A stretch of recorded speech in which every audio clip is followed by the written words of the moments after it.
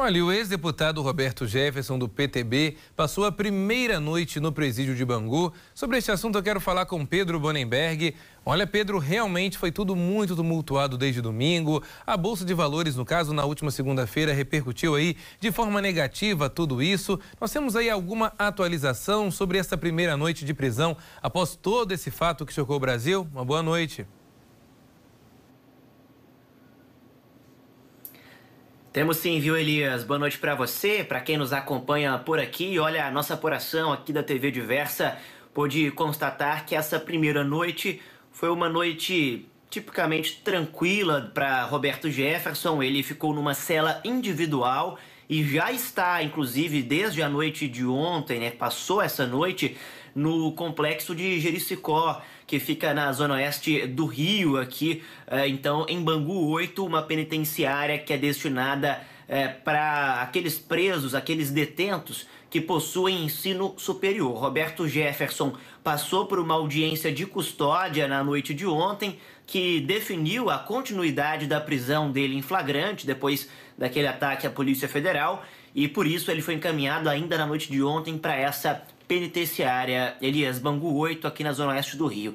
Olha, ele, assim que chegou, recebeu alguns medicamentos, foi medicado conforme prescrição médica, uma orientação de equipes de saúde. Lembrando que o Roberto Jefferson, ele possui alguns problemas, algumas comorbidades, alguns históricos de saúde, tem hipertensão, por exemplo, também é portador de diabetes e ele também já passou por um tratamento oncológico recentemente, o que torna aí a saúde dele um pouco mais debilitada e também necessita de alguns cuidados especiais. Agora, apesar disso, Elias, ele não teve nenhum tipo de regalia, viu? Ficou preso numa cela individual, mas fez a mesma refeição que os outros detentos e, enfim, foi tratado como um preso comum aqui, de acordo com a Secretaria de Administração Penitenciária do Rio de Janeiro.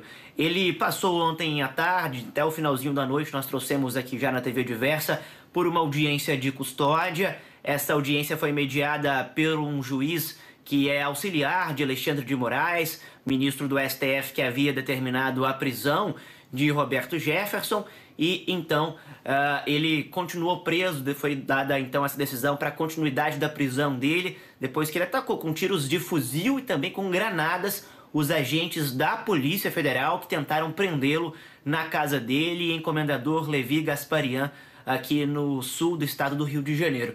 Olha, Elias, em depoimento à Polícia Federal, Roberto Jefferson admitiu que atirou contra os policiais, disse que atirou pelo menos 50 vezes com tiros de fuzil e também que tacou 3 granadas contra os agentes. Agora, apesar disso, disse que não tinha intenção de ferir nenhum dos agentes. Fala bem contraditório, né? Depoimento que ele deu à Polícia Civil.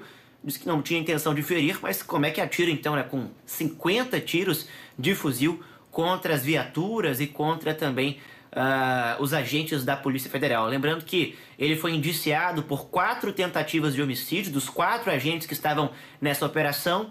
2 deles ficaram levemente feridos, mas não tiveram nada mais grave. Agora, além da Polícia Federal, Elias, um fato novo é que o Exército está apurando essa situação também.